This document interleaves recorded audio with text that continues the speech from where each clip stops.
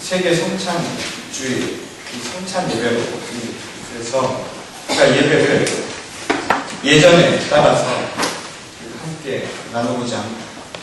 오늘 우리가 함께 읽은 이 본문, 이 말씀, 이 어린아이와 관련된 이 내용을 우리에게 보여주는 그런 잘 알려진 내용입니다. 이 많은 이 설교나 많은 말씀들을 통해서 특별히 어린아이들과 관련해서 어린이주의에 자주 사용되는 말씀이기도 한데, 오늘은 우리가 이 말씀을 통해서 우리에게 주시는 말씀의 메시지가 무엇인가를 좀 다른 각도에서 한번 살펴보려고 합니다. 오늘 본문 말씀을 보게 되면 이 일부의 사람들이 이 예수께 아이를 데려옵니다. 그리고 아이를 데려와서 예수께 부탁하기를 쓰다듬어 달라라는 이야기를 하죠. 그런데 그것을 보고 이 제자들이 만류했다, 그리고 꾸짖었다라는 이야기가 나옵니다. 사실 이 아이를 쓰다듬어 달라 하는 이 표현은 단순히 아이를 쓰다듬어주는 내용이라기보다는 이 당시 유대 사회의 한 전통을 우리에게 가르쳐주고 있음을 알게 됩니다. 그 전통은 뭐냐면 어린아이가 태어나거나 또는 태어난 지 채 한 1년이 되지 않았을 때 보통 엄마가 아이를 데리고 가서 그 동네에 가장 큰 위대한 스승, 랍비라고 하죠. 랍비를 찾아가서 그에게 축복, 그래서 머리에 안수해 주기를 부탁하는 이런 전통이 있었다고 합니다. 그래서 아마도 이 사람들은 어머니가 아니었을까라는 생각을 해보게 됩니다. 그래서 이 어머니들이 이 자신의 아이가 위대한 스승인 예수께 축복을 받았으면 좋겠다 하는 그 심령 하나로 아마도 아이를 그분에게 데리고 가려고 했었을 겁니다. 그런데 웬일인지 제자들은 그것을 꾸짖으면서 막았죠. 아마도 우리는 여러 가지 생각을 해볼 수 있을 겁니다. 제자들의 입장에서 보면 충분히 이해도 가능한 것이 예수께서 얼마나 바쁘신 분입니까? 공사다망하신 분입니다. 또한 하나님의 일을 감당하기에 얼마나 힘든 상황이었을까? 제자들은 아마 그런 생각을 해볼 수 있을 겁니다.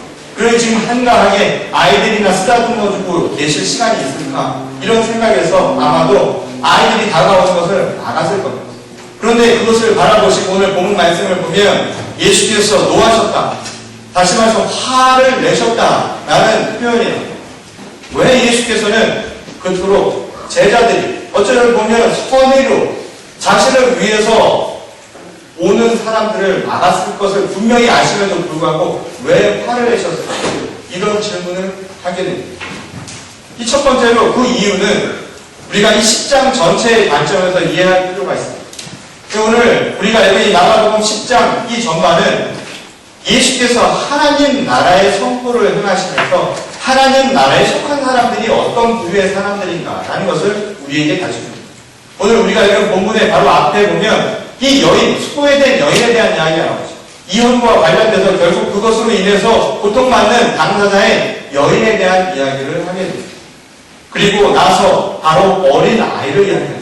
이 당시 성서적 관점뿐만 아니라 시대상을 바라보면 당시 가장 이 소외된 계층, 그것은 다름 아닌 바로 여인들과 아이들이었습니다. 이 성서에서도 보면 과부와 고아는 바로 가장 약한 자, 그래서 사상 속에서 소외받고 그래서 우리의 도움이 필요한 대표적인 두 부류로 어린이와 바로 여성들을 들게 됩니다. 실제로 오늘날도 우리가 여성과 어린이에 대한 생각들이 지금은 많이 변했지만 실제로 우리의 역사를 통해서 어린이가 어린이로 대접받고 여성이 여성으로 대접받는 것은 채 100여 년 정도밖에 되지 않은 사건입니다. 그러니 오늘날 여성 신장, 권리가 신장됐다라고 하는 말은 사실은 그 당시로는 생각도 할 수 없을 만한 그런 시대적인 배경을 갖고 있음을 보게 된다는 겁니다. 그런데 중요한 것은 예수께서 이 땅 가운데 오셔서 행하신 선포의 말씀은 무엇이었습니까? 마가복음 1장 15절에서 그분이 이 땅 가운데 오신 것은 바로 때가 찼다. 바로 하나님의 나라가 바로 우리에게 임박해 있다. 그러니 복음을 믿어라 하는 것이 그분이 이 땅 가운데 오신 것이었습니다. 그 오신 이후에 복음을 들어라 하는 그것은 무엇이었습니까? 우리에게 복음의 소식은 무엇입니까? 그것은 바로 눈먼 자와 그리고 갇힌 자, 엉거린 자를 해방하러 오신다라는 것이 바로 예수님이 이 땅 가운데 오신 이유임을 우리는 너무나 잘 알고 있습니다. 곧 소외된 여인과 그리고 소외된 이 아이들이야말로 하나님 나라의 주체적인 세력이 된, 주체적인 시민이 된 하나님의 백성임을 예수께서는 우리에게 가르쳐주고 싶었던 겁니다.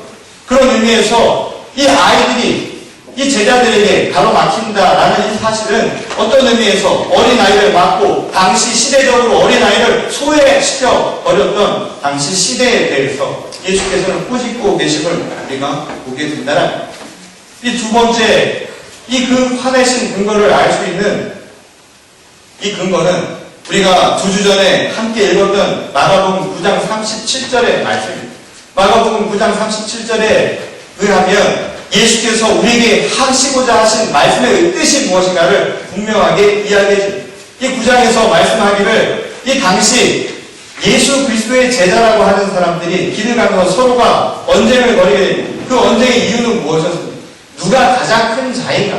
누가 가장 위대한 자인가? 누가 예수님의 가장 그 옆에 앉은 사람인가를 서로 다투고 있었음을 보게 됩니다. 그러자 그것을 보고 계시던 예수께서 어린아이 하나를 데리고 오셔서 제자들을 향해서 말씀하시기를 이 어린아이 하나에게 영접하는 것, 섬기는 것이 곧 나를 영접하는 것이고 또한 나를 영접하는 것이 나를 보내신 하나님 아버지를 영접하는 것이다 라는 이야기를 하게 됩니다. 우리가 이미 2주 전에 그 말의 의미를 함께 나눈 바가 있습니다. 제가 불교의 용어를 통해서 또한 이제는 우리에게 너무나 일상적인 말이 되어버린 천상천하 유아독존이라는 말을 가지고 그것을 이야기하는 바가 있습니다. 천상천하 유아독존이라는 말은 세상에 이 우주 아래 오직 나만 존재한다는 뜻입니다. 오직 나만 존재한다. 그래서 우리가 일상적으로 그 말을 쓸 때는 자기 밖에 모르는 사람, 독불장군의 의미로 사용하지만 실제로 그 말의 의미는 그것이 아님을 제가 이미 말씀드린 바가 있습니다. 오직 나만 있습니다. 그것은 무슨 말이냐? 세상에 나와 너의 구구열이 없이 모두 다 내가 된다는 겁니다. 너도 내가 되고 그리고 세상에 있는 사물 하나도 내가 될 수 있는 것. 그것이 바로 하나님께서 우리에게 주신 축복이고 복음의 말씀이라는 사실입니다. 작은 것 하나. 남의 아픔이 내 아픔이 되고 남의 기쁨조차 내 기쁨이 되고 세상 속에서 아름답게 하나님께서 만드신 들불 하나에도 마치 나를 바라보듯이 바라볼 수 있는 그 마음. 그래서 모든 것이 나만 존재한다는 그래서 다 내 것이 되어버린 그 마음을 갖는 것. 이것이 바로 예수께서 우리에게 말씀하신 뜻이라는 것. 여러분 시간이 많이 지났죠? 이제 가을입니다. 느끼세요? 여러분 가을인 걸 뭘로 느끼십니까? 저희 교회는요 참 행복한 곳입니다. 이 집사님들, 권사님들 단풍 보러 단풍 구경 가실 필요 없잖아요. 문만 열으면 저희는 단풍이 눈에 들어오지 않습니다. 사람들이요 단풍을 보고 뭘 느낍니다. 가을이 왔다. 그 가을이 온 걸 보면서 자신의 삶을 되돌아보지 않습니다. 내가 되기 때문에 살다기 때문에 뿐만 아닙니다. 또 다른 사람의 아픔이 나의 아픔이 되기도 하고 또 다른 자의 기쁨이 나의 기쁨이 될 수도 있고 이것이 바로 하나님이 만드신 세상의 모습입니다. 이것이 정말 유아 독존으로 살아가는 하나님께서 예수 그리스도를 통해서 우리에게 선포하고자 하시는 복음의 의미가 그 안에 담겨 있다는 것입니다. 어제 저와 몇 분이 우리 원로 목사님과 몇 분이 함께 저희 교회를 오랫동안 다니고 이제는 직장으로 이 팔로알토 쪽에 이사가서 살고 있던 우리 한 집사님의 이 장례식을 다녀왔습니다. 여기는 학생들처럼 그 집사님도 이 대학을 다니면서 이 버클리 대학을 다니면서 우리 교회를 출석을 했던 분이었고 이제 41밖에 되지 않은 이 꽃다운 나이에 갑작스러운 죽음을 맞이하게 됐습니다. 그 갑작스러운 죽음으로 그 가정이 겪어야 할 이 아픔과 또 앞으로 겪어가야 할 어려움들은 너무나 눈에 선한 것이 사실입니다. 제가 어제 그곳에 가서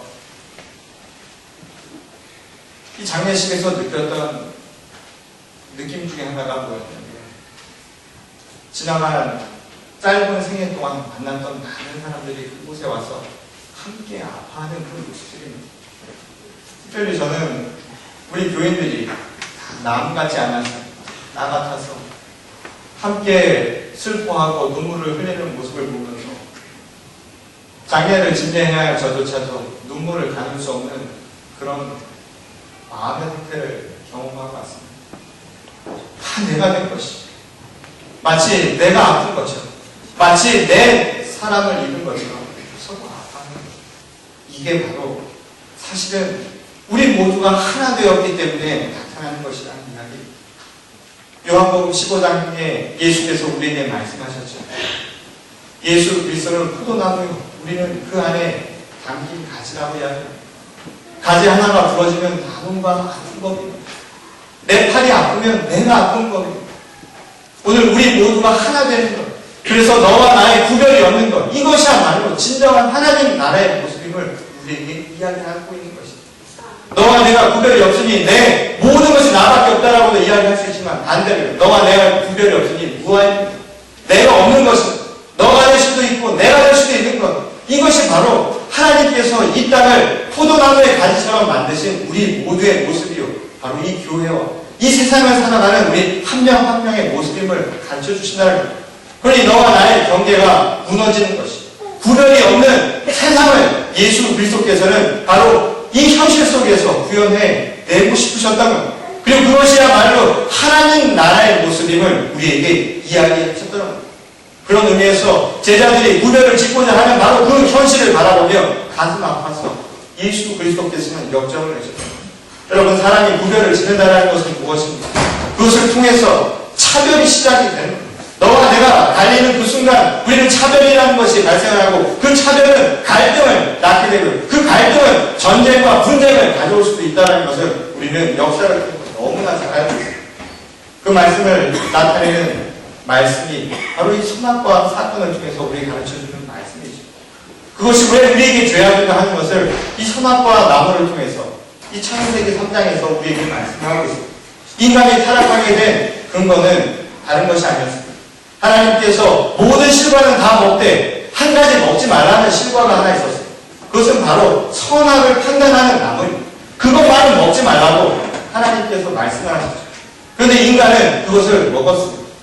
근데 이 선악의 나무라고 하는 것은 다른 것이 아닙니다. 판단할 수 있는, 구별을 할 수 있는 분별의 능력을 갖는 나무입니다.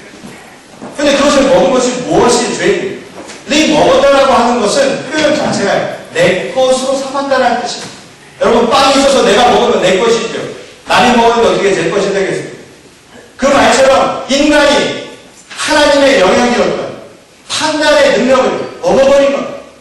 그래서 그것은 우리가 판단을 할 수 있고 구별할 수 있는 이성적인 능력이 있는 것이 죄라는 뜻이 아닙니다. 그 이전까지 선악과 이전의 사건을 보게 되면 그 상황은 우리에게 무엇을 이야기합니까? 에덴 동산은 하나님 나라를 이 땅 가운데 구현한 것. 그 나라는 판단할 필요가 없습니다. 모든 것이 다 어디에 있기 때문입니다. 바로 판단의 중심이 하나님께 있기 때문입니다. 그런데 선악과 나무를 인간이 따먹었다는 것은 다른 것이 아니라 그 판단의 중심이 바로 자기에게 옮겨져 왔다는 것. 죄는 다른 것이 아니라 그 판단이 하나님께 있는 것이 아니라 이제 내 중심으로, 그 판단의 중심을 자기 중심으로 옮겨왔다는 바로 그것이 죄의 시작임을 우리에게 가르쳐주는 겁니다. 그 결과 우리는 무엇을 하게 됩니까? 판단에 대해서 구별을 짓게 되고요. 그 구별은 차별을 하게 되고, 그 차별은 갈등을 하고 오게 되고, 그 갈등은 분쟁과 전쟁과 결국 죽음이라고 하는 것, 이 땅 가운데 하나님의 나라가 무너지는 상황을 가져오게 되었다는 것입니다. 그래서 예수 그리스도께서는 오늘 제자들에게, 아이들을 막는 제자들에게 화를 내셨다. 바로 구별짓지 말라는 의미에서, 그런 판단을 하지 말라는 의미에서 화를 내셨다는 겁니다. 그래서 본문 말씀에 의하면 하나님 나라는 그러므로 어린 아이와 같은 자들에게 속한 것이다 라고 우리에게 이야기를 하고 있습니다. 하나님 나라는 누구의 것입니까? 그 사실을 어린 아이와 같은 사람들의 것이다 라고 이야기합니다. 그러면 어린 아이와 같은 사람은 누구일까요? 우리가 상식적으로, 현실적으로 어린 아이와 같다라고 하는 말을 들으면 기분이 좋을 것 같으세요? 기분이 묘해집니다.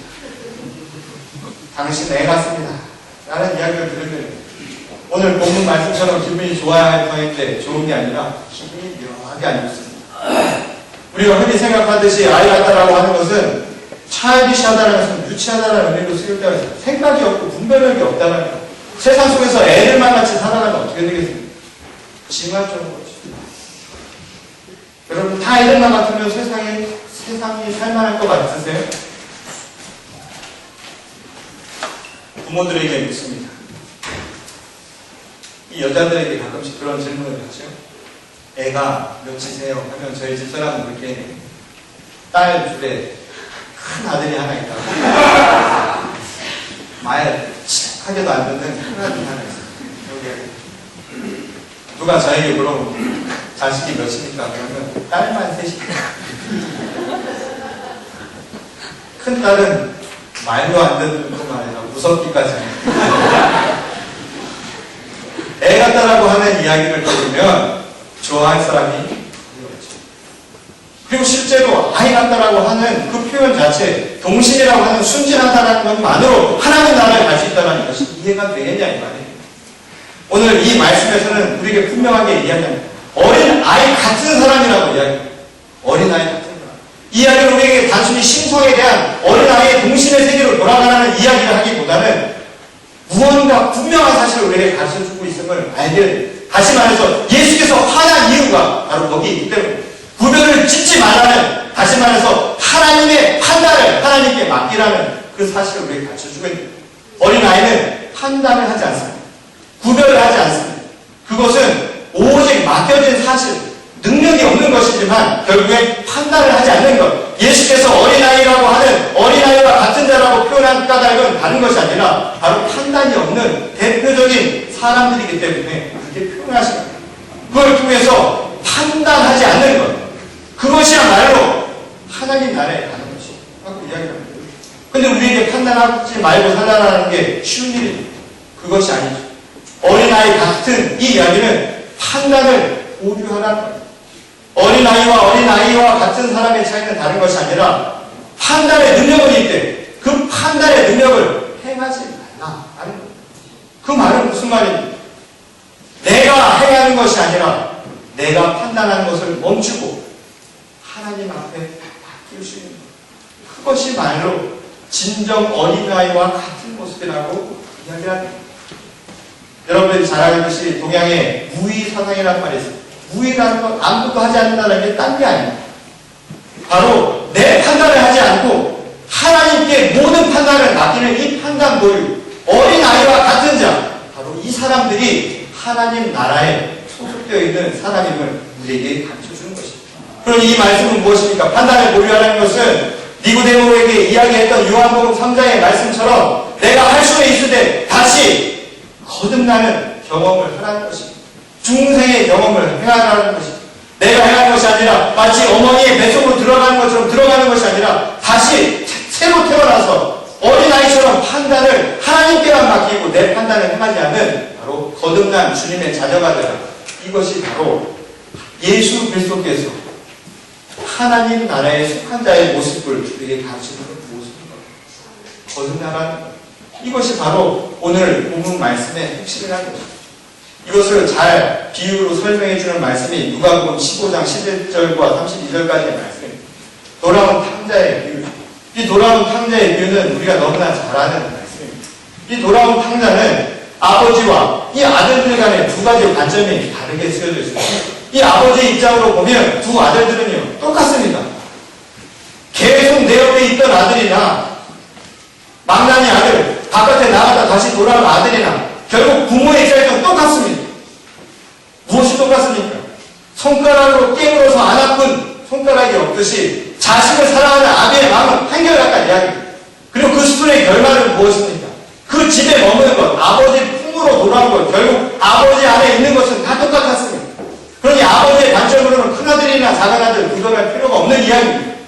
그런데 그 이야기에서 아들의 관점으로 쓰여진 내용은 달라지죠. 큰아들과 작은아들의 차이가 있습니다. 결과적으로는 큰아들과 작은아들은 아버지 품에서 아버지와 함께 살면서 똑같습니다. 그러나 둘간의 차이는 있죠. 무슨 차이가 있습니까? 첫째 아들은 아버지와 함께 살아가는 그 기쁨을 기쁨인지 모르고 살았습니다. 아버지 집에서 살아가는 그 안락함이 진정한 안락함인지 모르고 그냥 살았습니다. 반면 작은 아들은 그것을 무시하고 세상 바깥에 나가서 방탕한 생활을 하다 깨닫지요. 그 깨달음은 무엇입니까? 아버지가 소중하고 그리고 아버지의 집이 얼마나 안락한 것인가를 깨닫고 다시 돌아오는 것. 둘 간의 차이는 아무것도 아닙니다. 결국 오늘의 비유처럼 큰 아들은요 어린아이 같은 상황이었어요. 그냥 모르고 그냥 그 보물을 안고 그 순수함으로 아버지와 함께 살았던 것뿐입니다. 반면에 둘째 아들은 어린아이와 같은 자가 된 것이죠. 세상 속에 나가서 방탕한 삶을 살아가다가 아버지의 그 큰 품을 안고 다시 집으로 되돌아온 것입니다. 그러나 이 둘 간의 차이는 큰 차이를 나타내죠. 하나는 그 소중함을 아는 자이고 다른 하나는 모른다는 그 사실입니다. 알고 모르고의 차이가 그렇게 크게 나타날 수 있다는 것입니다. 그래서 오늘 예수께서는 우리에게 하나님 나라에 속한 자를 누구라고 얘기합니까? 어린아이와 같은 자라고 얘기합니다. 돌아온 탕자입니다.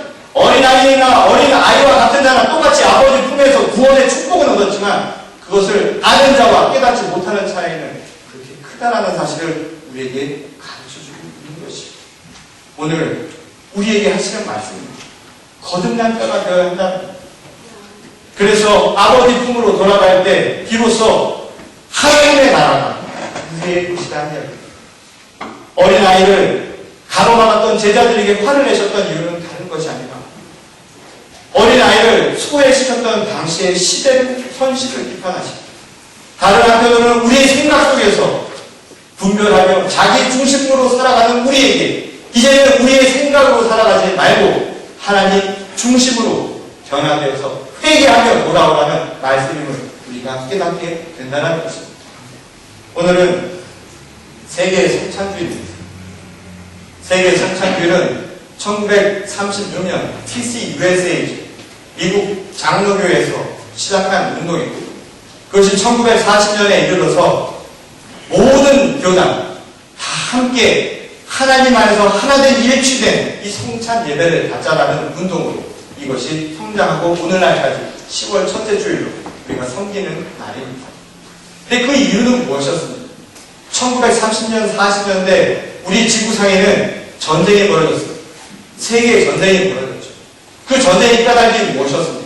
자기가 옳다 하는 그 주장으로 구별지는 그 마음으로 결국은 갈등이 일어났고 그 갈등이 분쟁과 전쟁으로 일어났고 그 결과는 죄의 사기라 말하는 사망을 우리에게 가져다 주었던 겁니다. 그래서 교회는 깨닫기 시작을 했습니다. 우리가 다시 어린아이와 같은 하나님의 나라를 이 땅에서 실현해야 할 것이다. 그래서 우리가 해야 할 것은 무엇입니까? 바로 성찬을 통하여서 오직 하나 되신 하나님 한 분 그리고 그리스도 안에서 우리 모두는 하나라는 것. 너와 내가 구별이 되는 것이 아니라 우리는 하나된 일치된 주님의 형제 자매라는 것을 선포하는 날로 삼았다는 것입니다. 그래서 오늘 이 날은 우리 모두가 그리스도 예수의 살과 피를 나눔으로 어린아이가 되는 날입니다. 오늘 우리는 어린아이가 되어서 마치 어린아이가 된 그 기쁨으로 주님의 살과 피를 나눔으로 우리는 교회 안에 하나요. 이 세상 가운데 너와 내가 구별 없는 한 형제, 한 자매가 되어서 하나님의 사랑을 이 땅 가운데 실현하고 나아가서 하나님 나라를 이 땅 가운데 구현하는 주님의 거룩한 자녀들이 될 수 있기를 바랍니다.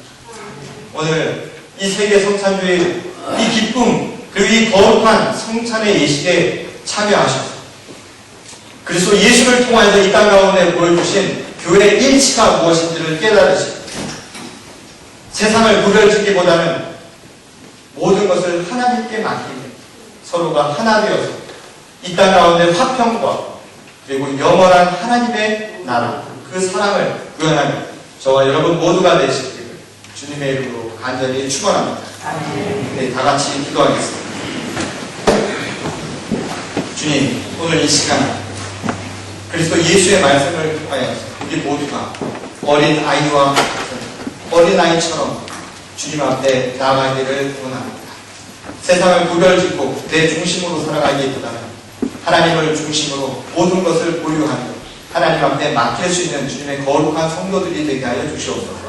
이 시간 세상은 서로 찢기고 갈라지고 분쟁하고 서로를 헐뜯으며 살아가고 있지만 주 그리스도의 그 삶과 피를 통하여 오늘 우리는 한 사랑으로 한 형제 자매로 선포하기를 원하오니 우리 가운데 오셔서 우리를 하나로 하나님 만들어 주시옵소서.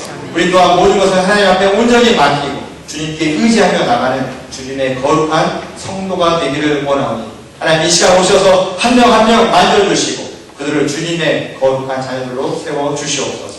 오늘 모든 세상의 교회들이 하나가 되는 줄 믿습니다. 나가서 주님의 그 땅과 그리고 하나님께서 세우신 모든 열방들, 모든 민족들이 하나가 되는 복된 이 성일이 되게 하여 주시옵소서. 또한 참여하는 모든 자들마다 하나님의 은혜를 부어주셔서 거룩하신 예수님을 기억하며 예수님의 뜻을 따라서 복음을 줬고 또한 복음의 자녀들이 다 될 수 있게 하시기를 믿사오며 거룩하신 우리 주 예수 그리스도를 받들어 간절히 기도드렸습니다.